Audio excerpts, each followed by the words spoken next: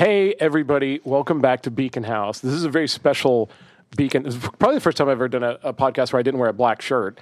And instead, I've got this sparkly jacket on. But also, my guest, my very special guest over here, Hannah Ridgeway, folks. Kevin McAllister. Kevin McAllister from Home Alone.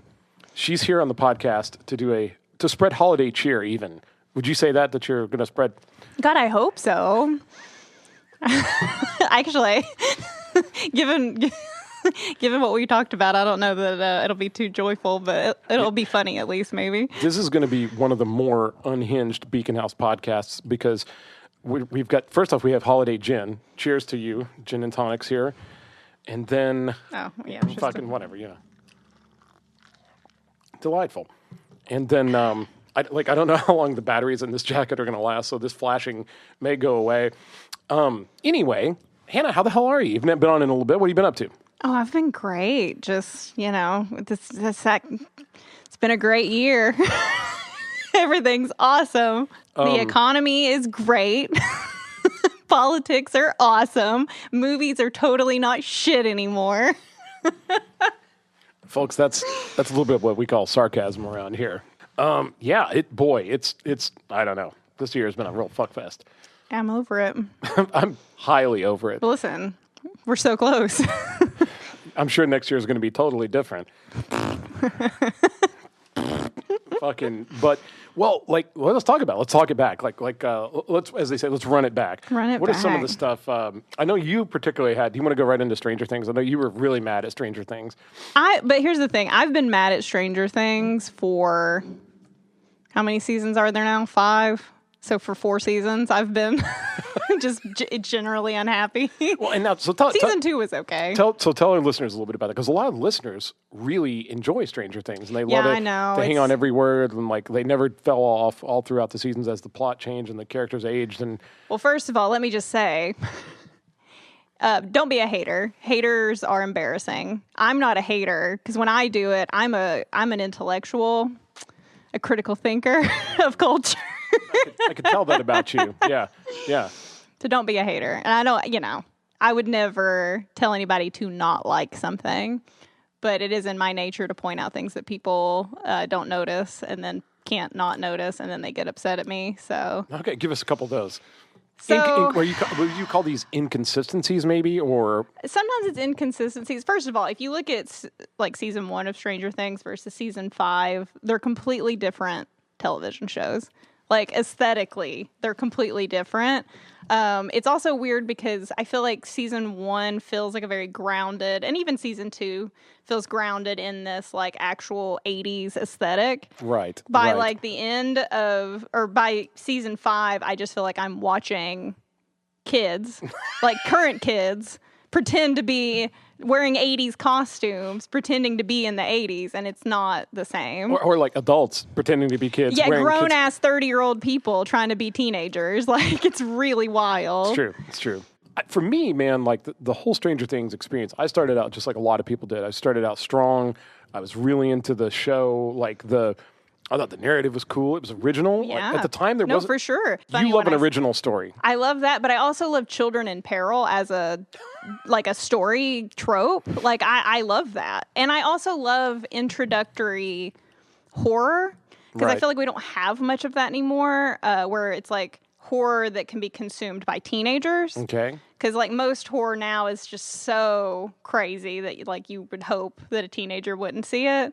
Well, and I think all the things that they borrowed from the 80s helped with that a lot, because horror was fantastic in the 80s. I think it's like Goonies. It was like watching Goonies or something, Well, and so a big argument that I've always had is that's what they should have done. Is gone the Goonies route? Goonies route. And not only that, so each season should have been its own story. Okay. That was kind of...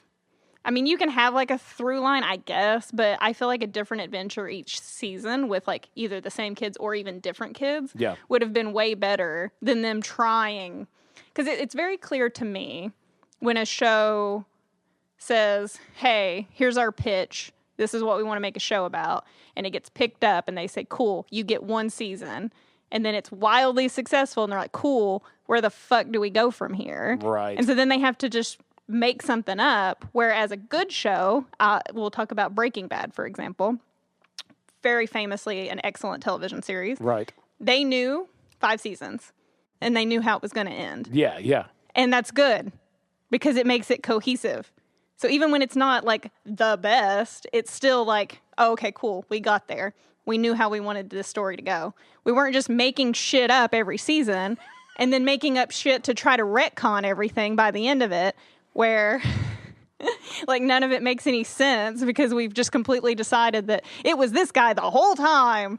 And then and then and then you start seeing these holes that you've created for yourself. Whereas if you had just made new shit, even with the same name, but new shit each season, it would have been fine. And when I talk about some of this stuff, people are like, oh, I don't even remember that. And I'm like, yeah. See, that's where I am.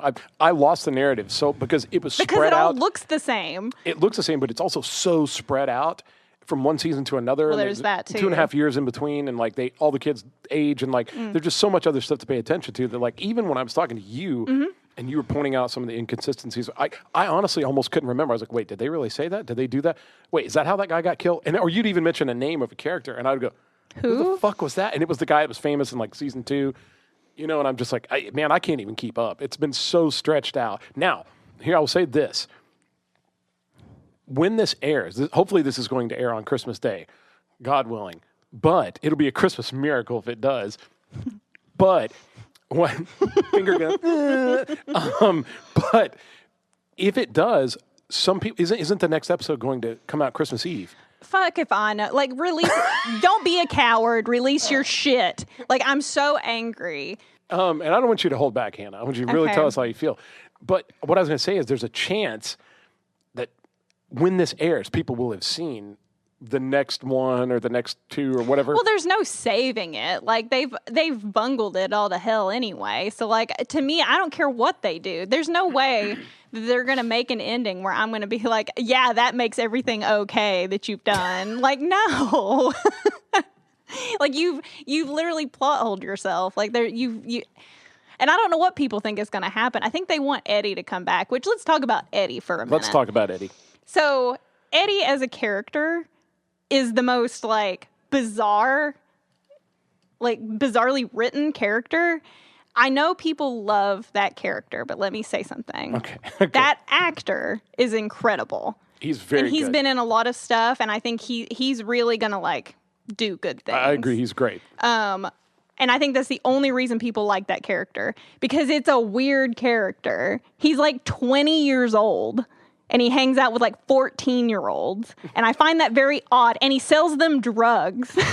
And we're supposed to be like, yeah, that guy. I'm like, I don't know what's so odd about this. Sounds like my high school experience. Well, and to be fair, the 80s were a different time. The cool guy over by the fence. But it's weird, for sure. I agree. So why does 11 talk the way she does? I couldn't tell you. Explain that to me. You are like Papa. Like, it doesn't make any sense. So it did in season 1 because, you're dealing with this young child isolated in this laboratory by herself. She's around adults, sure, but she's, like, scared and, like, weird and, like, not socially, like, adjusted. Fair enough. Why does she still talk like that? And also, we found out in season 4, because, again, they retconned everything, turns out she wasn't alone at all. She was around other children. She was around adults.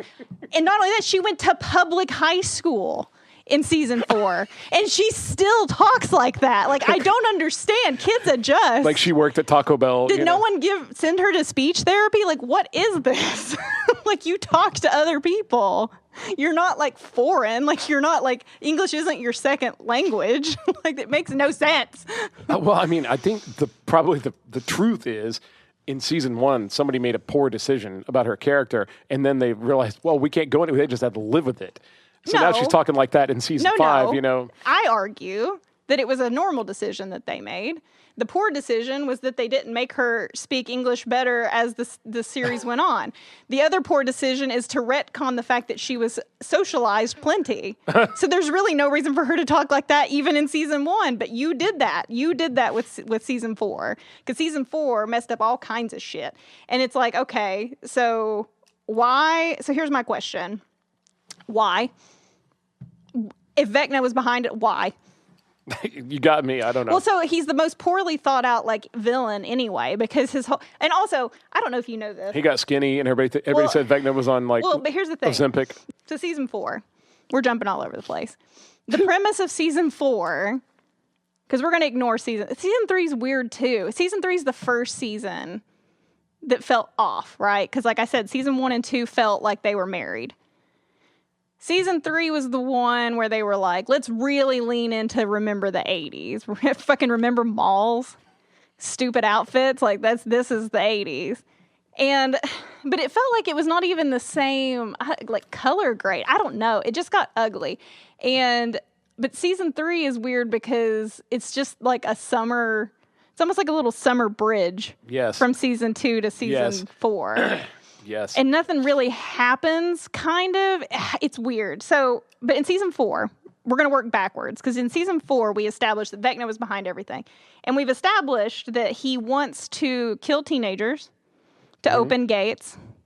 Why? I'm unclear. Is it because he wants to escape the Upside Down? Because that was like sort of my impression. I was like, well, is he stuck there? Because that's the premise, right? Is that 11 was just like, yeah, and then like blasted him into, and created, and she presumably created the gate. Why didn't he just come back through that gate? Is it because the military was there? Or does Vecna have the power to open rifts? And if he does, why doesn't he just open a rift and come out himself? If anyone has the answers, please drop it in the comments. Please, maybe I'm a fucking idiot. I don't know. But then it's like, okay, so he wants to open these gates. Is it because he wants to take over the world? I'm not sure. Okay, what's the end game there, genius? Like, you're just going to take over the world and then what? Like, what? There's no, like, the motivation just seems really, really loose to me, especially given that his whole motivation is just, I'm evil, deal with it. Like, I like fucking with children. Like, I don't know. It's weird. And so in season 5, even though Max survived, I guess, because 11 has convenience powers now. She had like telekinetic, like clairvoyancy, all that kind of stuff. But now she can heal people. It's like they just give her whatever they need to move the plot forward. We needed it. We didn't want to, because again, we're cowards and we don't want to kill the main kids. So instead of killing Max, which would have actually been fucking impactful, we're going to kill this Eddie guy because we set him up to be likable by hiring this likable guy to play this like thinly written character. But he's heavy metal, guys. He's super heavy metal. You don't even know. Isn't that cool? And like...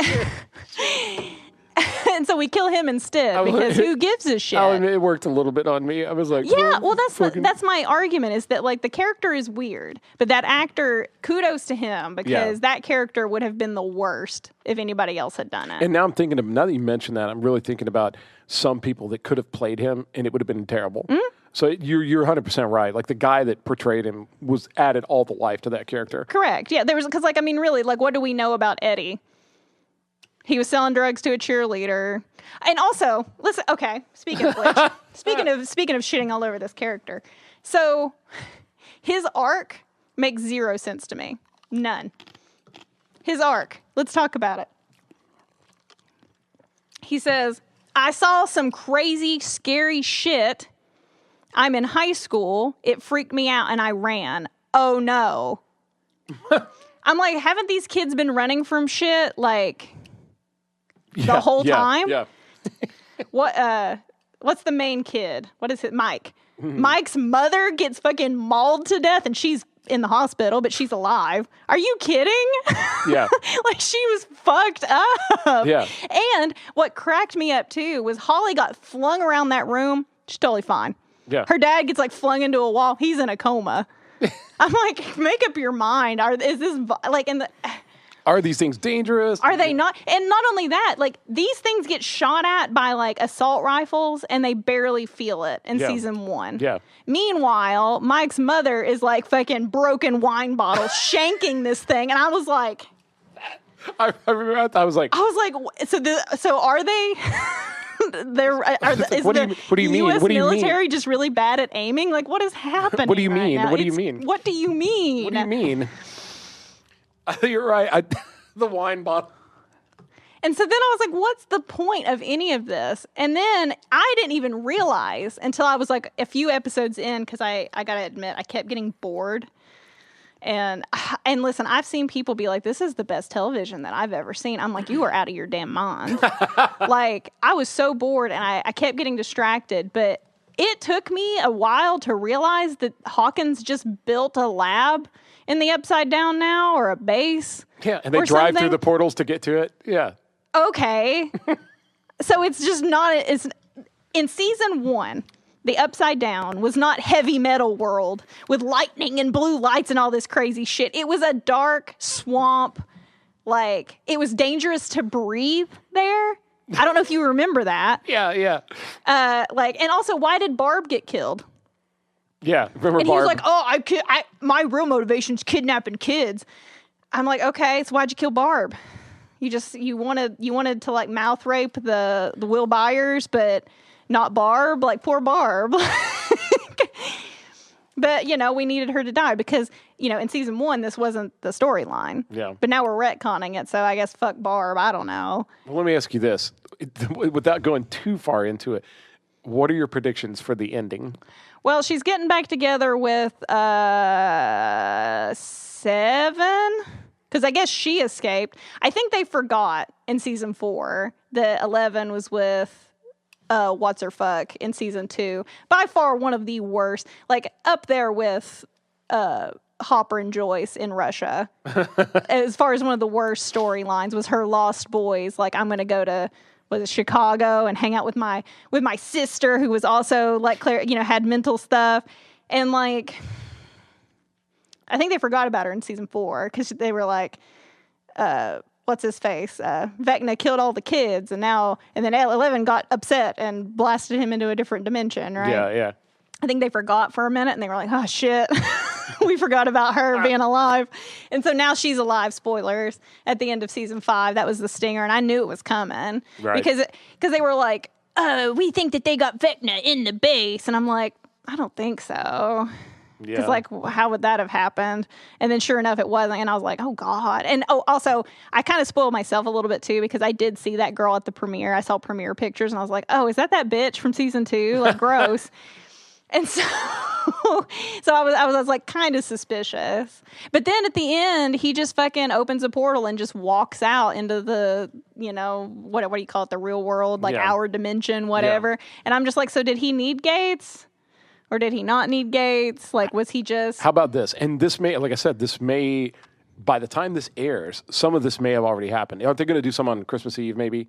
I know they're going to do they're going to do 2 more episode drops. Okay, so what are your predictions by the end, when the whole thing wraps?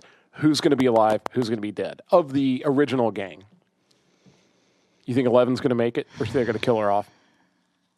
Is she going to sacrifice herself in some huge explosion of power and this selfless act to like save the rest of them? I think that Are they going to kill Hopper? Will is going to be kind of like the vanquisher. Will's going to be the vanquisher? Yeah, because I think they're going to do something with him, like maybe being Vecna, because he's like, he can see through the eyes of the things that Vecna sees and stuff. So I know they're going to do something with that probably. Who do you think is going to be the sacrificial lamb? So this is my thing about when you kill characters. It's cheap when you make it obvious. And if you spend time with a character, it's like, you mean to tell me that the entire time that Jonathan, Nancy, and Steve were in high school, and there was a fucking town social metalhead pariah, that they never interacted with him or saw him or spoke about him until season 4, right? Right. And again, it's because it's poor planning. Because what you should have done is had him be a character. Town social metalhead pariah? Yeah. That apparently everyone thinks is a Satanist and is the worst, and he's failed high school 7 times, and why is this grown-ass man... He's selling drugs at the fence. Yeah, like... at the edge of the playground. I'm like, he is a grown... Get your GED. Like, just stop. Just go get your GED. Why are you still going to school with teenagers? Damn it. Okay. We can move on now. I think I've said my piece. I don't know what else I could say. I think that was a very, very concise... Thank you. I think that was an incredibly... intellectual a deep thinker. I'm here to tell not you, a Hannah, hater. I think that was an extremely comprehensive look into the story arc of Stranger Things and possibly what's wrong with the plot in it. So I was thinking we could move on to something more cheery, like the Epstein files. Fuck me. And listen, I'm just as mad as I was during the last administration. Because it's like, hey, if you're mad at this administration for being fuckheads and not really... Listen, I'm sorry. I'm using a lot of language. That's okay. This is a family-friendly show. This is a safe place. You can just talk however you want on this podcast. Listen, as mad as I am at this administration for basically being like, here's your crumbs, peasants. Quit asking us. You can have a little, but not everything. Like, if you're going to smoke, I'd rather you do it in the house. Like, it's like... This nanny state bullshit of like, it's to predict. No, release it all. Release it. Don't like throw an image up that implicates our president and then be like, oh no, not that one. Right. Fuck you. Show me. But again, as mad as you are at this administration, you should be just as mad as the last one who had 4 years to release this shit and didn't. Yep. I'm so sick of partisan politics. Well, this isn't. We're getting into another spiral. We'll save that for another podcast. Maybe closer to like we'll do a really political podcast coming up in 2026. But you're right. This is not the failure of one administration. This is on, and it's not even the last one. It's the one before that and the one before that. Yeah. I'm going to say pretty much. There's many administrations that have built up into this like web of secrecy and nation building and all this stuff and the military industrial complex, and we can go on and on and on. But I mean. Was anybody really surprised when they released them and they were all just blacked out?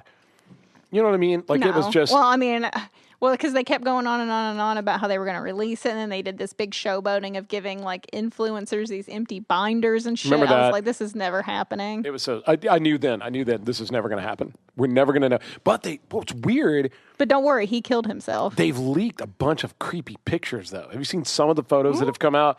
Some of them are fucking bizarre. Yeah. And it's not just the weird painting of Bill Clinton that they found in his Manhattan there's a lot apartment. Of like demonic imagery and like weird faces on a wall in a room. And a lot of just like room, like a lot of wild fetishism too. Yeah, for sure. Like fucking bonkers shit. And children for days. Like it's another thing too to remember that like Epstein and Ghislaine, who gives a shit? Neither one of them had children. So there's just countless images of them with children. Yeah. It's like, are some families kids? Yeah. Maybe. There's an awful lot of kids here. Yeah. We're never going to know. We're never going to know. No. Well, we might. I think that, we're getting into some like the three people that want to release them, they're not going to win. Well, so I'm of the like, I'm a admitted anarchist and like nonpartisan. I don't vote, which pisses people off, but I don't vote for a reason. It's because I don't subscribe to either of the parties. I don't support any of this shit, and I don't want to sign off on any of it. So I don't vote, not because I'm like cowardly. Just because there's nothing to vote for. There's nothing to vote for. We have, I think it was Carlin that was like, you got like 30 options for cereals at the store, so you have the illusion that you have choice. You don't. It's the same party. And I've been bitching about this forever. It's the same party. They vote in each other's interests. They always will. And even in this case, it's like, oh, this is redacted. I think that Clinton is kind of the sacrificial lamb right now. I think so, too. They're like, well, if we have to sacrifice one of our own, let's just pick one. And he's the one, I think. Yeah. Which, like, good. But, like... there's other people that need to go down too. That's a big thing that frustrates me too. Like again, the shortcomings of this administration are as wide and as deep as the Pacific fucking Ocean. For sure. And I would not defend them to any amount of the law, but I think people get mad at the wrong stuff sometimes. To pretend that there's like another team that's 100% better. If only our team was going to be the team. It's the same people who think like, well, if I was in charge, things would be different. It's like, usually if you think that way, you'd get in there and you'd be corrupted immediately. You would be the first guy that they would grab behind closed doors and make a deal with. And shit, to a certain extent, I would too. Are you kidding? Like the minute you start making bajillions of dollars as soon as you get into office, it's like people like to think that they're above that kind of stuff, but they're not. And the reason that I know they're not is because it keeps happening. Absolutely. The people, these absolute golden moral heroes that worked in the civics department, like the civics level when they were at the state level, at the city level, the mayor that rose through the ranks. Well, and even like the ones who claim, I'm just like you.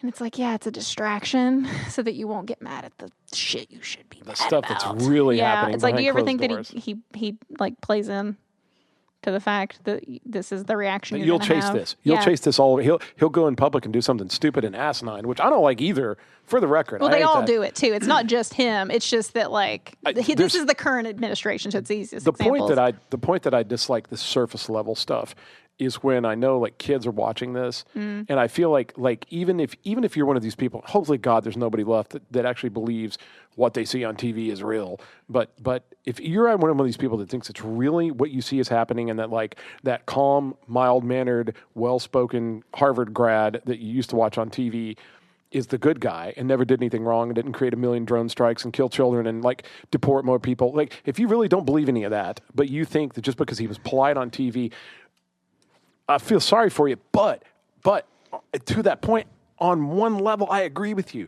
Like I agree that at least like the president should be somewhat presidential, and he should at least speak eloquently. That'd be pretty cool. At the very, I mean, it's not going to change all the fucking shit like that they're doing behind closed doors. It's not going to change the fact that he started a fucking trade war, that he screwed the people that I know have been deported. Like, it's not going to change all that stuff. But at least you wouldn't have this many people fighting. But it's exactly what you said. They know people are going to chase it all over the internet. And the minute they do, they take to Twitter, they take to Instagram, they get mad, they show the clips or whatever. Like, they can do whatever they want behind closed doors because nobody's watching anymore. Yeah. And I'm not trying to turn this into conspiracy theory. Like, again, Merry Christmas. No, okay. No, I mean, for me, like, I think about my whole thing. Your favorite thing that I've ever said to you is that Rome fell. Rome fell. Yeah, that's like whenever I throw my hands up and I'm just like, everything's crazy. I'm like, but whatever, Rome fell. Empires fall. It's what they do. Yeah. And like I think about, it's kind of amazing that we haven't started beheading at this point. Just as like a third-party observer who's like... We could use little beheadings right now. Well, I mean, I'm not encouraging violence. And we've already seen a little bit of like what I think historically we will look back on as like revolutionary stuff. Like we had Luigi Mangione killing that healthcare executive, Joke's on us. It didn't change anything. That's the reason why like violence on small scale really doesn't do anything. And I say on small scale because, French Revolution happened. It's almost like history teaches us things. Right. And so I think they've done well in that they've learned how to properly pacify the peasant populace, the proletariat, if you will. That's us, by the way, folks.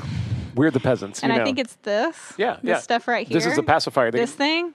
Yeah, it's your binky. It's gonna like keep you distracted. Yeah. It's like you're busy fighting your wars on Twitter, guys. We won't take to the streets because we're gonna take to X. Yeah. When's the last time you were able to start a revolution from the toilet? Well, and it's weird. It's because we can talk about the economy if you want. Well, that's the biggest thing. Is I feel so sorry for.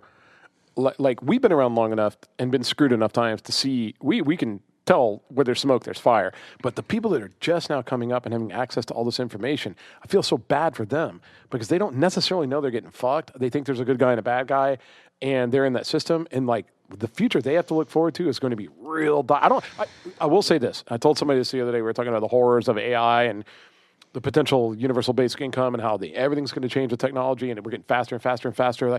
And I know all that stuff, but I said, just based on what I've observed of the human race, I think it's going to be real dicey. I think we're fucked to a degree, but I will say that I think we're going to manage because we're real adaptable. Well, I mean, at some point, I think we'll persevere, but it's going to be fucking dicey. It's going to be the fire swamp. But here's the thing. Rome fell, but Rome also became the Catholic Church. So that's where all the gold and riches of ancient Rome is now under the Vatican. Yeah. So I don't know what the United States will turn into, but it's not like it'll just poof and it's over. We change. Right. It's just, what does that look like? I'm not sure. But also, did you see they just passed that? They pulled a real sneaky one recently where they tried to, he declassified weed from like a Schedule 1 to Schedule 3 narcotic. And I was like, well, are they going to legalize it? Is he moving towards that? No, because what are we doing? Why would we do that? It doesn't. Here's what I found out about it. It doesn't change anything. It doesn't change anything about the criminality of it. It doesn't change anything about the sentencing of it. All it does is make it to where the money works differently, and it just makes a bunch of dudes and they just rich. fold all this bullshit into these bills. Yes. And then they name it like, this is the bill that may or may not legalize weed. And we're like, yay! And then it turns out like, no, it's some bullshit, and like we're going to send a bunch more money to it literally like just foreign made countries in our military. It literally just made shareholders richer, and it made it easier to trade on it, and it's still pay to play. And anybody that's trying to get into that, CEOs that are trying to get into like weed market or whatever like that, regardless of what you think about it, like it's an industry. But he declassified it. It did absolutely nothing to help the people on the street that use it or maybe that need it. We're just shitting on everybody. This is going to be the most somber ass podcast. We're going to wrap it up. We're going to get something. I don't know. This may just be the airing of grievances. So we're talking about things mentioning things we wouldn't mind leaving behind here at the holidays as we prepare to exit 2025, this fucking crazy year that we've all had. Let me see. I do want to pause real quick before we go any further. Because we talked about stuff that possibly sucks. I want to talk about everything we've talked about sucks. Stranger Things sucks. Politics sucks. That's true. Well, I want to talk about just real quick. I want to give a shout out to something that does not suck. Somebody that does not suck. And it's my guy Nathan Cavatoli. And I want you guys to look. Nathan is so great. And Nathan is a phenomenal guitarist. He's a musician. He's a producer. He's a songwriter, singer. I mean, he's spectacular. And he's in one of the Discord servers and follows along with like the group of people, the Grievers, if you want to call it. We all follow this composer, Patrick Grieve, who's she's a fucking rock star. She wrote some stuff on the Burn the City record. You guys are going to hear more about that. She rose from the ashes of this other band that I talked about, Dogma, and they have a new band, Vindicta. We're going to talk about that coming up soon. But anyway, Nathan is one of the guys that is in that community, and he gave a big shout out to Beacon House. He made a video about it. He put it on Instagram. And Nathan, we love you for that. Thank you so much for doing that, for just spreading the word. We're glad you're entertained by this podcast, and we think you're spectacular. I'm just encouraging all of our listeners to follow. You'll see his picture. He's got a guitar. He's phenomenal. But please follow that guy. Nathan, thank you so much for the shout out you gave us. Beacon House loves you, and please keep listening. Let us know if there's anything you want to talk about. You know how to reach me on Instagram. So just let us know if there's anything you want us to bring up and go on. We'll gladly talk about it, and you're the best. So I want to get the house cleaning out of the way for there. Yay! What else are we looking at leaving behind? Taylor Swift.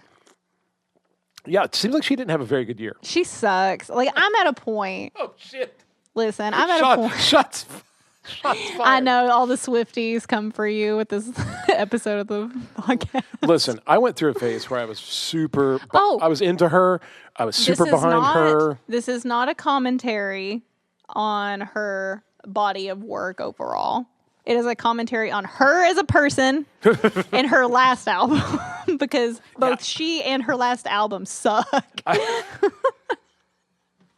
She dated that Matt. Is it Matt Healy, the guy from I don't know some band that people know? I feel like he messed her up because she never she became famous in high school, so she never got out of high school, and so she got dumped by the like rocker cool guy who I guess was canceled, but I don't even know for what. But she got dumped by that guy and he fucked her up, and now she's getting back at him by going around dating. Look at my cool big high school manly boyfriend, and like, who, by the way, just got bumped out of the playoffs. I hate that because I do support Kansas City because I got family out there, but they ate shit, and apparently Taylor and Travis ate shit. Well, yeah, because they've just made their whole it's like all the Swifties are like, oh my god, football, it's Travis's team.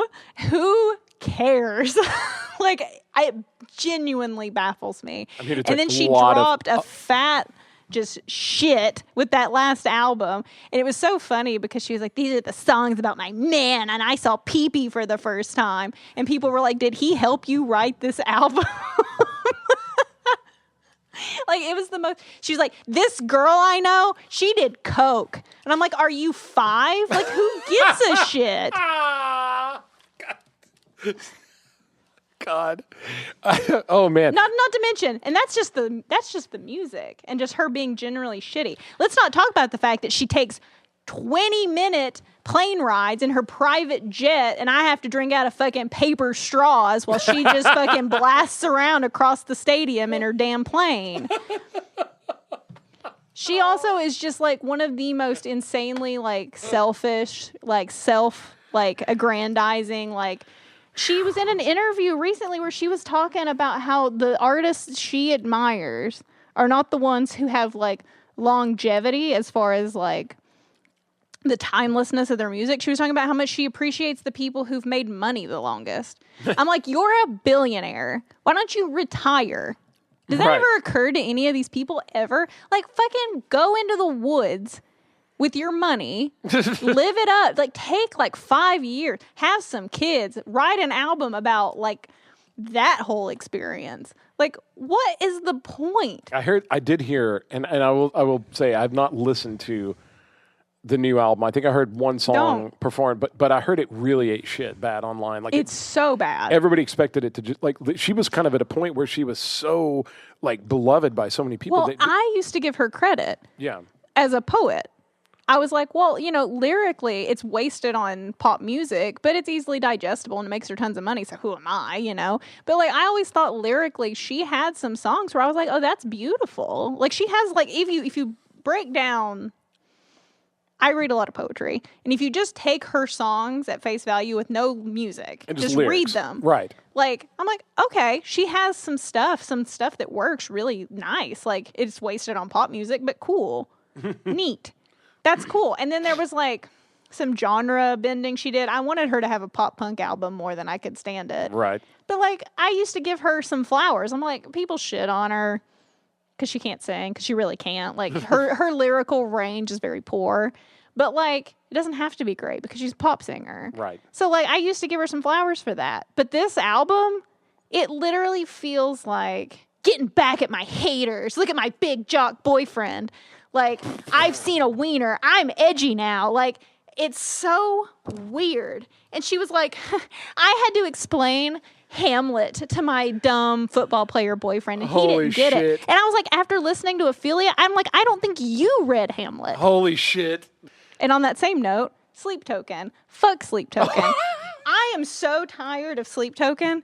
And here's the thing. God damn. Just like her lyrics are sometimes wasted on like pop music, their image and aesthetic is wasted on whatever bullshit it is they make. Oh man. Like, but I have personal beef with them anyway because their, whatever you would call it, management group or whatever, was copyright striking tattoo artists for doing tattoos with their likeness. Like fans were getting Sleep Token tattoos. Right. And they were like, not on our watch, give us money. I'm like, no, that's not how that works. No. Like, and there's been a lot of precedent in cases with since the dawn of fucking time, you've been able to get a tattoo of your favorite band, you know? Well, it's because like there's just precedent. Like, I think the most recent case that I can think of was like Kat Von D got sued, but she had done a tattoo from a photograph, and the photographer sued her that that's my photograph and you used it to do a tattoo, but they ruled like it's a different medium, like it's a different piece. And there's also stuff about like athletes who are in video games who have tattoos. Mm-hmm. There were people who were wanting to be like, hey, that's my tattoo that you're putting in this video game. And they were like, well, once they ruled that like once you're tattooed, that becomes a part of your personhood.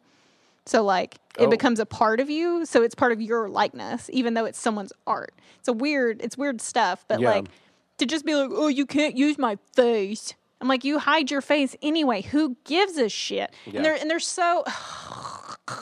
So I like Ghost. This is not a shout. This is not shitting on Ghost. We have a big long. Burn the City has a big long thing. We were so incredibly inspired by Ghost one album ago. Well, but here's my thing. And now, this is not now shitting we're kind on of Ghost, falling out. We're sort of like, but it's kind of like how Ghost is like babies first into like whatever genre. Like people who go to heavy metal concerts are like, why is Ghost here? Yeah, Ghost is not heavy metal. And they feel the same way about Sleep Token too. Correct. Right. And so like to me, Sleep Token is kind of similar in that like, you know, you act like you're so deep and you're so edgy with your lyrics and you're look, and my name's Vessel and my band members are 1, 2, and 3 and it's just wasted on shitty music and bad attitudes when it comes to tattoos. I mean, you know, allegedly. Right. Like, is all of this, is this slanderous? Is my opinions that something is bad? Is that slander? we did a podcast earlier this year where we talked about Sleep Token because the drummer for Sleep Token, who is in that organization, is just given a number too. Yeah. But he played at the Ozzy tribute show, Sure. the Black Sabbath final show. He played on stage as kind of a part of an all-star band with Youngblood and Nina Bettencourt, and it was fucking incredible. Of course, it wasn't Sleep Token music; it was fucking Black Sabbath. But he did really, really, really well. Mm-hmm. And and this is not like, I'm sure there's talent there, and also like what you like. This is not sure. It's just. Well, I was talking about how one of the singles on this new album that came out. And people love this new album. And again, if you like it, great. The very first episode of Beacon House, I said, don't let anybody yuck your yum. But I was having a hard time. I'm a culture critic. I was having a hard time because the song had such an identity crisis. Like, it couldn't figure out what it wanted to be. Well, and I feel like all their music's that way. I sat and listened to like one of their albums, and I was like, this could all be different. Well, and not in a way that's like, oh, they're so talented. It's such a variety. It was more like, make up your mind. That's kind of my whole thing where like there may be moments where I hear Sleep Token do a riff, and of course I appreciate the heavier moments of Sleep Token. I wish it sounded like that all the time, but like it comes and goes. It keeps you from ever falling. It keeps me from ever truly falling in love with them. But when that first song came out, and I was sort of just like, this doesn't make any fucking sense. It's all over the place. It doesn't stick the landing. And then a couple nights later, it was like a dark, stormy night. I was on the way home, and I listened to it, and it kind of made sense a little bit. I was like, oh, okay, I kind of get it. Man, historically, anything that's that non-specific in their music hasn't ever just lasted very long or been that big. Well, my hope is that they just land somewhere, and then what they land on is creatively interesting and good. And it could be the case. I mean, you like Youngblood, which I'm not sold on Youngblood yet. And I've said so many good things about him this year that I don't want to double back on. Well, he seems like a nice young man. That's the biggest thing. The biggest thing I like about Youngblood is the way that he's seen treating his fans. Now, it may be a smoke show, but it's hard to have that many candid videos of a guy really like being genuine to his fans. You hear people say things like, we made the right guy famous. Yeah. And I do believe that about him. And I think he's going to have a long career. And I think he's a sweet guy. He hasn't really put out like what I consider a banger. Yeah. So that's my thing is I'm not sold on him yet as far as his music, but he does seem like a genuinely lovely person. I like the fact that he's in the world. I like the fact that he's carrying the torch left by Ozzy. I like the fact that he was so incredibly important to the legacy of Black Sabbath, and he picked up. God, this year sucked. We lost Ozzy. Fucking terrible. I know so many things. Dolly Parton was in the hospital. Fucking Ace Frehley died. Like, I mean, but so I like Youngblood in terms of like I really enjoy kind of like the persona he's putting out, and I think he's going to be very important to rock music going forward if he chooses to be. But there's not a song where I hop in my car and I just immediately scroll to it and put it on because I got to drive down the fucking. I do that with Bad Nerves. I do that with many other bands. I just can't wait to listen to their song. I do that with Vindicta. We're going to talk about it coming up soon. Fucking Vindicta. They fucking shred. Those girls they're not going to take it either. They just booked a tour in Australia, and just wait. They're going to take over the fucking world. I'm telling you, they shred. They're so fucking good. Let's see. What else are we leaving behind in 2025? 6-7? 6-7, yeah. Behind 6-7? Somebody said that by the time, and you and I are not even the same age, but they said basically by the time people over like 30 start doing it, it's over. Yeah, well, I mean, at work, we go out of our way when we have kids in there to like do 6-7 just so that they're like gross. I like to do 6, 7, 8, 9. Man, I will tell you one thing. And I like to do it real fast. This is going to be my Christmas gift to all the listeners. I forgot your Christmas card. But all the listeners. And it involves you. Oh. So this year, everybody knows, if you go back 2 episodes or 3 episodes, I had this fucking crazy surgery. It was fucked up. Oh, yeah, we're leaving behind bad hips. We're leaving behind tons of cobalt poisoning, hopefully. I don't have a blood test on me right now. But say, honey, that is not wood. I'm feeling okay. But so while I was laid up at one point, my dear friend Hannah, that one, brought me some tomato soup. And I'm going somewhere with this. Okay, cool. Was it good? Have we not really talked about it much? No, I think I just made it for you. And Let me tell you something. It was the best fucking tomato soup. I'm a dirt witch. I grow tomatoes. It wasn't just the best tomato soup I've ever had. It was the best soup I've ever had. And if I'm not mistaken, didn't you grow all the ingredients? Yes. And they were you grew everything Well, out. I grew a lot of it. I mean, I had to go buy an onion and a shallot. Never mind. It's all a fucking lie. It's fucking store-bought. Like, fuck it. No, trash. listen. It was the best soup I had ever had, and I tasted a little bit before I heated it up, and it was like tangy. Did you put cream in it? No. You should have. It's the best with a little bit of cream in it. Dude, it was so good. It was so tangy. I'm not going to say spicy, but it just had so much. It was earthy. It was tangy. It just didn't taste bland. Like if you buy a can of fucking tomato soup at the store, it's just like, this was incredible. Like it was exploding with flavor. And so fucking thanks to you for that. You're welcome. But not only that, I decided I want to have a grilled cheese. Yeah. To go with this, but because the soup is so fucking incredible, it can't just be any grilled cheese. I have to find the ultimate grilled cheese recipe. I went down a rabbit hole. I make a hot honey grilled cheese. Hot honey? Yeah. I use Gouda and sourdough and a little bit of hot honey and then a little bit of chili flake on it. Holy shit. That sounds shit. Well, then we'll compare recipes. Okay. Listen, I'll give you the recipe for the soup. Well, so here's what I did. I went down this fucking rabbit hole about grilled cheese.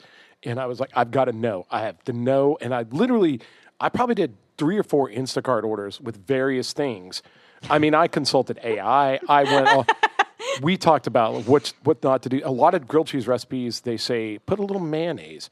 I disagree. Don't put any fucking mayonnaise on your grilled cheese. It doesn't do anything. Spicy mayo maybe might be good. All it does is just burn the shit out of the bread in the pan. Yeah. I had no luck with it. Just use butter, and preferably garlic butter. I would recommend, if you like garlic, if you like the taste of garlic, turn your grilled cheese sandwich bread into garlic toasts. Ooh. That's the way. Have you ever had ramp butter? What's ramp butter? Do you know what ramps are? I mean, this is some. You mean like you jump your bike off of? No. So this is some like Appalachia hillbilly bullshit. Ramps are wild onions. Has anyone ever been asked, do you know what ramps are? And they didn't think of like an actual ramp? I've never. It's an onion is a ramp? It's an onion. Yeah, you have to go forage them. You can't grow them. It's an onion you forage in the Appalachia. Yeah. Why is this shocking to you? I'm just thinking about people who are going to see this and they're going to be like, what the fuck? Yeah, I'm that person. I'm like, don't whistle in the woods, like paint blue, like all that shit. Okay. So tell me about this onion, this ramp onion. But anyway, well, you find these ramps and they stink, but they're amazing. And like you can make ramp butter. It's like an onion butter. Oh, I think that'd be fucking choice. Okay. What I after much deliberation and many Instacart orders and lots of reading on the internet and some trial and error, here's what I came up with. First off, if you want to make a good grilled cheese to go with amazing soup or just to have, get big bread. Don't get the little square. Yeah, I do like a full sourdough loaf. A huge sourdough. And they say there's some people even say there are better types of bread that don't have such big holes. It's a little more dense. They say it's, but I just use sourdough. Those holes hold the butter. They do. So that's what I thought too. They hold like cheese and melts into them. Anyway, yeah. But get big bread, whatever bread you like. We recommend sourdough, but get big fucking bread and then butter the fuck out of it. And butter both sides of it. Yeah, I toast both. I like both sides toasted. Yes. Now, I say I don't usually make my own. I gave Tyler the recipe, and my husband made it for me. But I did make the soup. Do you just ring like a bell? And I'm like, butler, please. He brings it to you on a pillow. Garçon. I need a grilled cheese. Stat. Well, what I came up with cheese-wise. Okay. After a lot of deliberation, again, lots of trial and error. The holy cheese trinity. The fucking 3 cheeses that make a grilled cheese. It'll blow your goddamn head off. Okay? Blow your tits clean off. It'll blow your tits clean out of your Katy Perry Halloween costume. She's a real astronaut. She really is. She was in 11 minutes, I think, in space, you know? So the first one, sharp cheddar. Mm-hmm. Pick whatever kind you like. The second is Fontina. Interesting. Weirdly, I wouldn't have thought Fontina, but it's a mixture. It's how all these 3 cheeses combine to create the perfect cheese. Okay. And the third, I'm not going to say it right, and that's going to be part of the fun of this. The third cheese in the perfect grilled cheese is Gruyere. Gruyere? Is that how you fucking say it? I think so. I just made a dick out of myself. Gruyere. Anyway, that thing. That's the third cheese. Yeah. And here's the trick. You probably know this. I didn't know this. You can't buy the kind that's like pre-shredded. You've got to get the cheese in blocks and shred it yourself. Oh, well, we always shred our cheese because we're not, I don't because I'm a fucking simian. But what I realized, what I found out, Cro-Magnon. Again, the rabbit hole. What I found out down at the bottom of this, did you say Cro-Magnon? Fucking valid. Cheers. Oh. What I found out, the shredded cheese. You knew this. I didn't know this. The shredded cheese, they put all kinds of stuff in it to keep it from clumping. Interesting. And it changes the flavor, and it doesn't melt right. I think it kind of dries out. I don't think that I knew that, but I just never really thought about it. I didn't even, when I was discovering all this, I didn't even know Listen, that you could invested. I didn't know that I had a cheese grater. I dug through I was like, I think I used to have one. I dug through my cabinets. I found one. And sure enough, those three cheeses, sharp cheddar, Fontina, and Gruyere. I feel like now I can't say it because you've messed it up for me. Gruyere. Whatever that is. If you grate those, and I would just mix them all together. I'd get a big bowl and just grate them all together into a big bowl, freshly shredded. And if you've got your fucking bread in the skillet and it's sizzling or whatever, you've already buttered one side, and then you butter the top, and when you flip it over, that's when you add the cheese. Correct, yeah. And then it's extra crispy that way. And then the other side's cooking, and then when it's like if you start to see smoke, fucking combine it. But once you combine the bread, you just flip it until it's melted, and it's melted enough when you can't pull them apart. There's not a real big science to it, but that's the fucking formula. And I ate that grilled cheese with your soup, and it was better. It was better than like a steak dinner. I don't know what I was watching. I was watching something fucking rad on TV, and it was one of the best experiences of my life. So it's because I talk to my tomatoes. Excuse me. Like what? I talk to my plants. I tell them my secrets. I go out. I think my neighbors think I'm nuts. I go out there and I just. This isn't chatter. a joke. I thought you were about to go. Just kidding. No, I don't shut up. Like this. It's just me 24/7. Ask my husband, bless his heart. I'll be talking, and he'll pop in from another room and be like, "Are you talking to me?" You're in the yard talking to your vegetables? Yeah. And the neighbors see it? Yeah, and I'm yelling at the green horned worms that like eat holes in my tomatoes. I'm like chucking them across the yard. God, it's a wild night over at your fucking place. Yeah. I have a little rubber snake I move around so that the birds don't eat my vegetables. Anyway, what? That's about all I had to add to the conversation of 2025 is the perfect grilled cheese. Fuck, it was incredible. What about the tattooing? Can we talk about that yet? Or is that? Oh, let's go to that. Yeah, we can talk about it. I've done 6 tattoos. And have you officially settled on the name of your tattoo studio? Sort of. Like, I don't know if we're gonna do like a big reveal or. Well, it's a private studio. It's just me and Maddie, but it's like we're calling it Black Salt. That's what I thought. Studio right now.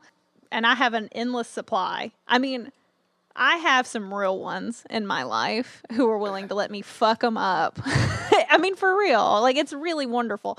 Like, I'm tattooing a lot of fake skin, but it's really, I learn so much every time I tattoo somebody. Yeah. And for people to be so trusting. What's the biggest thing you've been surprised by? That I'm not that scared of it. I just don't get nervous about it. Like, I'm like, cool. I think it's a blast. Every time I do it, I have so much fun. And I've seen a bunch of the ones that you've done, and they've been spectacular. Can you talk a little bit about... I got new ones to show you. Do you have stuff to show now? Can you show it to the camera? Is it okay to reveal it, or is it too early? I don't know how good it'll look from like phone to camera, but I'll show something, sure. And how would you have a very specific style that we've talked about that's extreme. It's kind of like... I haven't like... It's almost... It's weird. I haven't fully settled on a style yet, I will say. I'm trying a whole bunch of stuff. Like, I'm doing... Because I really want to learn as much as possible. I don't want to do, like, a half-assed apprenticeship where, like, I just do what I want to do and nothing else. Right. Like, I really, really want to try... Full-assed. Yeah, like, I put my whole ass in it. Like, I want to do American traditional...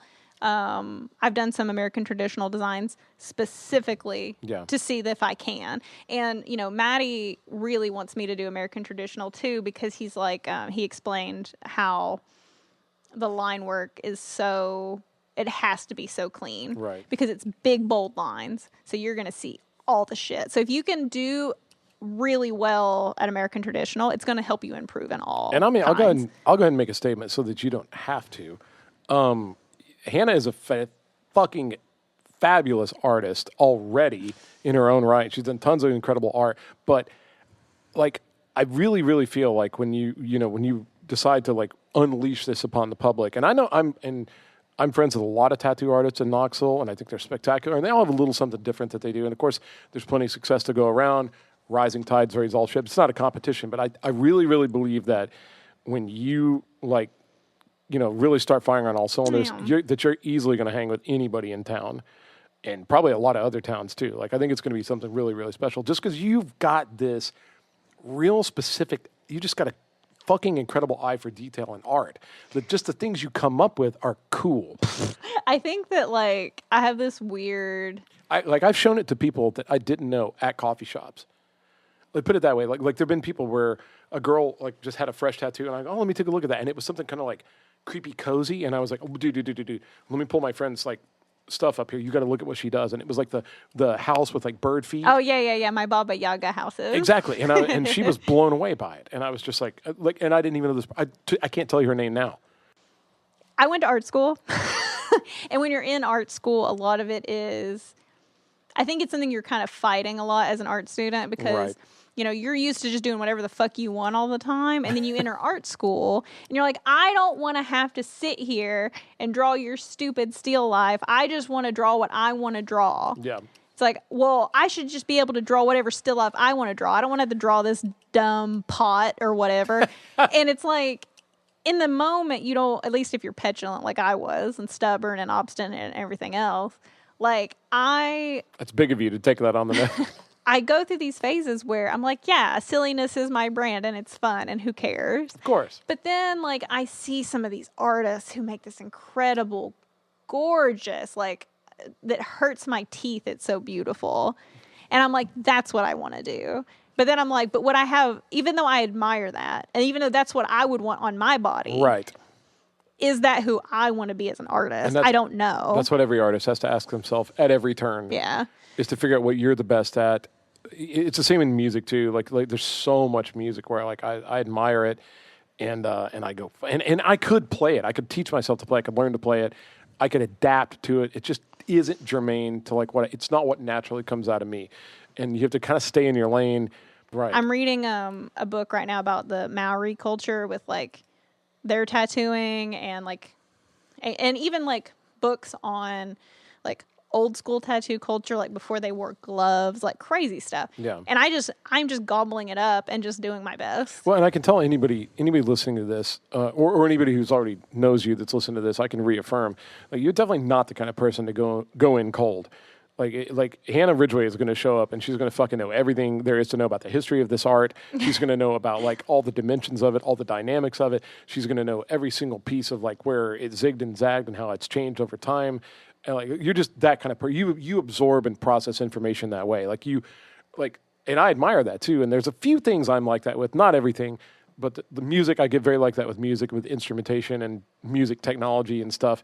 But like you just go in already an expert. Like you become an expert. You kind of become an expert on your way in. I think I'm just neurotic, and so I just devour information. Right.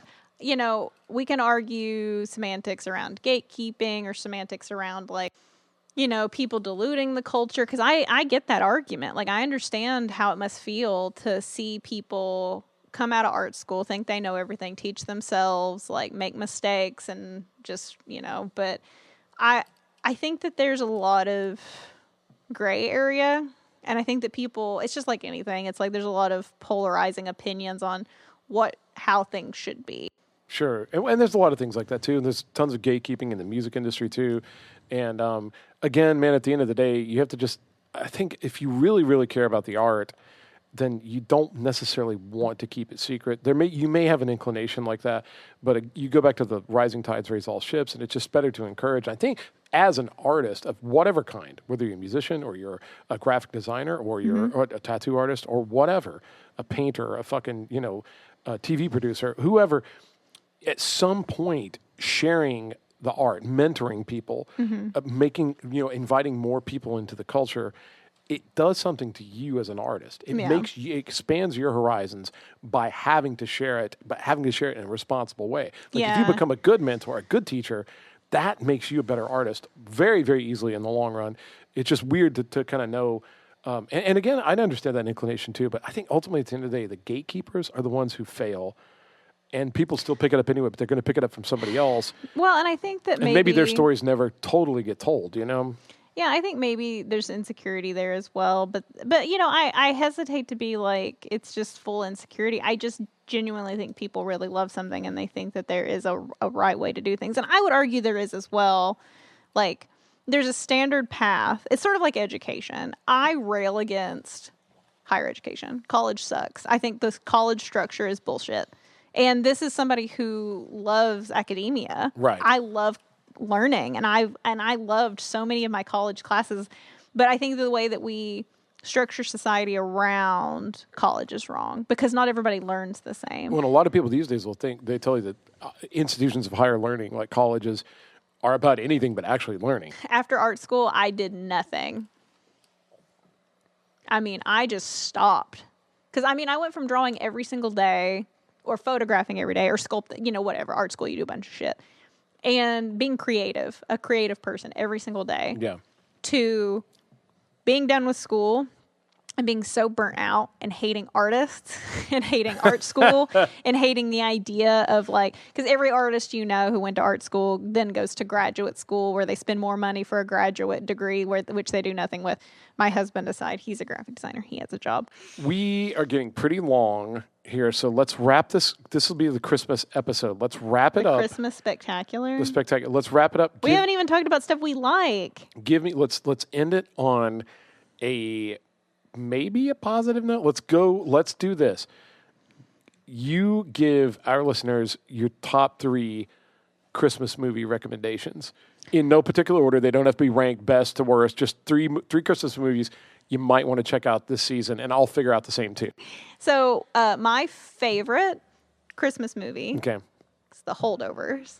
Oh, that's right. You had me watch that recently. It's really good. Okay. I love The Holdovers. That is my it was so weird because you have your hierarchy of Christmas movies. Like I like Rudolph and Charlie Brown and whatever, Elf, and I had my it blew my previous tier system out of the water because I watched it.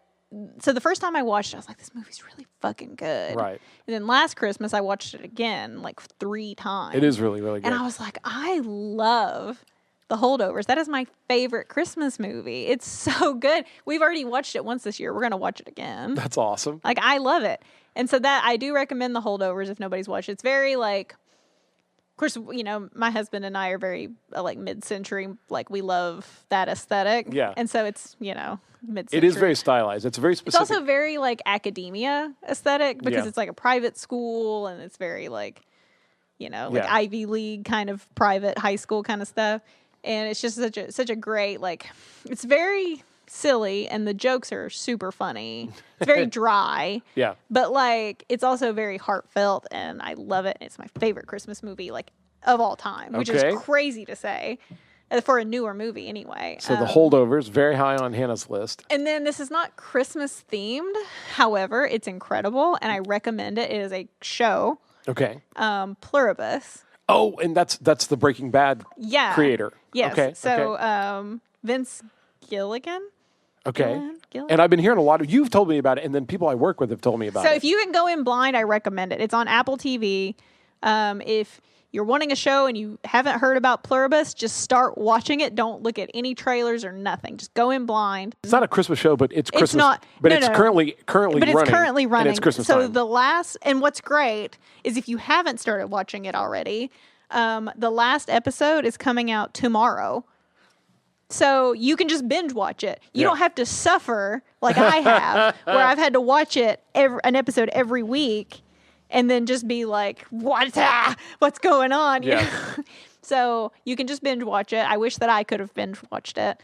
But like, don't think about Breaking Bad though, because Breaking Bad's very like real world kind of drama. Yeah.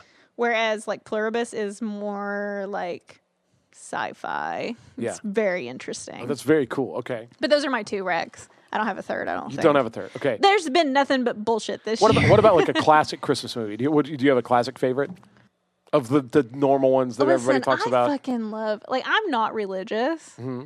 I fucking love Charlie Brown.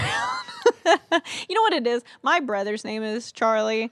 And he is 100% Charlie Brown, like in his mannerisms. Like the little sad tree that hangs over. Yeah, he's just like, everything I touch gets ruined. Like, that's just my brother to a certain degree. Okay. And like, there's just something about Charlie Brown that I absolutely love. Plus, you get like the bad audio where you hear like record kind of pop noises. Yep. And so it has this very like, and the music is good. And like I said, I'm not religious, so it doesn't really matter to me that it has a religious message, but it's just cute. And wholesome. It's also short. Yeah. So if you have a low intention span. And here's another Easter egg for that. The Charlie Brown Christmas show has the most gorgeous Christmas song. I think it's called Christmas Time is Here. Christmas Time It's so good. And I didn't understand it as a kid. Like, I didn't really realize how beautiful that piece of music was until one of my guitar heroes, Steve Vai, covered it on a Christmas album. All these crazy guitar players got together, and they were doing burners. I mean, they were doing like Jingle Bells, like Brian Setzer did Jingle Bells real fast, and it was like a fast jazz kind of a thing, and then they got to this real somber, and it was Christmas Time is Here, and Steve Vai did it, and I was like, what is it? And it was from Peanuts. Well, my guilty pleasure Christmas movie every year, and then I'm not recommending this to anybody. I'm not saying you should watch this. You're going to love it, or you should watch it. If you tell me, if you say Love Actually, I'm going to reach across. It's not Love Actually. I was going to reach across this table and smack you. I've watched Love Actually, and I didn't hate it, but we're going to talk about Love Actually. This is not that. This is not that. My guilty pleasure Christmas movie. It comes on. It's like crack cocaine. I can't turn it off. It's not a good movie. I know it's not a good movie. I watch it. It's nothing but flaws, and it's so incredibly intoxicating to me to watch is Jingle All the Way with Arnold Schwarzenegger. It's hysterical, that movie. What did it for me, what really sold it to me. It's so bad. It's so bad is when he punches out this reindeer and then gets drunk with it on the step of the porch where he hits it. And then he became the governor of California like shortly after that. And I was like, that's when I knew we're living in a simulation. Listen, it's such a weird movie. First of all, he's supposed to be this all-American dad, but he has Arnold Schwarzenegger's accent, which is just a hysterical. He acts just like Conan in The Office, all the stuff he's doing. Like he has a type that he should play. The character that Sinbad plays is terrible. Well, that's another thing too. Is like Sinbad is a weird choice for that. Yes. Like, and it's like you think they're going to be like buddies, but then he ends up being the villain. But another weird thing is like there's like this weird underground network of Santas who just wear their Santa outfit and just hawk like knockoff toys. It's so unhinged. It's so weird, but when I see it, I can't. Tyler loves it too. I cannot bring myself to turn it off. I think it's like a young man thing, like because Tyler really loves it as well. What it is us it's us seeing yourself. It's seeing the guy from Commando and Predator put in this urban Christmas adventure. Yeah. It's the juxtaposition of this muscle-bound clown that we all loved, like, get to the chopper. That guy is also like, I have to get the Turbo Man. Like, there's something about it that... And his weird wife who, like, could have at any point gone and got this action figure but didn't because she's doing and they've got the something, the neighbor. And the neighbor wants to fuck her real bad. Yes. And, like, I don't know. Like, it's weird because I'm like, is the implication that all the neighbor ladies are fucking him? Well, and the neighbor's constantly executing everything that Arnold can't. Yeah, is it the joke that he's just so likable, but, like, even though the wife has no interest, but, like, he just drives Arnold Schwarzenegger crazy because he's so, like, likable or whatever? Yes. To me, it's like crack. Not great, but if you know what, if it happens to come on and you need to be entertained, roll the dice. I'll say another one too, since you did a show that's not Christmas themed, just happens to be airing right now. And this is a show that me and a lot of my friends watched with not super high expectations, because in the past it hasn't been the greatest. Depending on, I'm not going to shit on what anybody thinks, but there've been attempts at this story in the past that didn't. They didn't do. I mean, there was a lot wrong with it, but this time around, fucking Welcome to Derry. Oh, I knew you were going to say that. Holy shit! Like, I was like, this is going to be a watered down version of like, maybe you'll see. Motherfucker, I think the scenes, it went so hard on some of the horror and like some of the like ghastly, grotesque. It was one of the most visually stunning things I've seen since, and everybody's going to go, oh, when I say this, since The Substance. Like visually, like, and I'm not going to give anything away, but I'm going to talk about the skin lamp, the pickle jar, like the fucking baby in the theater. And then it just keeps going, keeps going. Baby in the theater, it makes me want to punch people. There's all this crazy, crazy stuff. And then Bill Skarsgård is just, he was born to play this fucking character. Again, it's not a perfect show. It has its flaws. It's not, but it was stunningly good compared to what we expected it to be. Like, it really went, I didn't think it was going to go as hard as it went, but it was very, very graphic and extremely like dark in a lot of ways. And I was like, fuck yeah, let's go. And I was actually looking forward to every time it came out, like the next episode or whatever. The girl that played his daughter was fucking spectacular. She was the girl from The Last of the Mohicans, and like, it just got so twisted near the end. There's a scene where he's talking to her and he like cuts this guy's head in half and then eats it like right in front of her. And like, I mean, I was just like, you gotta be fucking kidding me. You said, get the fuck out of here. Bro, get out of here. I was all in it. And apparently, and I actually liked those scenes, the last couple episodes before the finale. I liked them better than the finale, but a lot of people went ape shit over the finale. And like, it just, again, not a perfect show, but very entertaining. I got more than I expected. I expected to watch it and be kind of like, meh. And I watched it. I was like, fuck, right on. I've been wanting to watch it. You need to watch Pluribus, though. And then I know. That's my next on my list. And then our next podcast, we're going to talk about book talk. Book talk. What else did we have?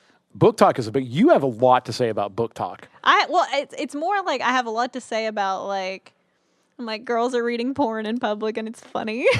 Well, you and our friend, shout out our lovely friend Georgia, you guys both, she had a bunch of people at work that were recommending these weird books to her, and she tried reading them, and it was this like bizarre like fantasy smut porn, and I was like, wait a minute, my friend Hannah was talking about a book like that where people are like banging dragons and shit, and then we fucking had this whole conversation you were talking about, and that it's this TikTok book trend. Well, we can't get into it right now because we're already like, we'll have to do a whole nother podcast on it because it's like book such talk. Book talk.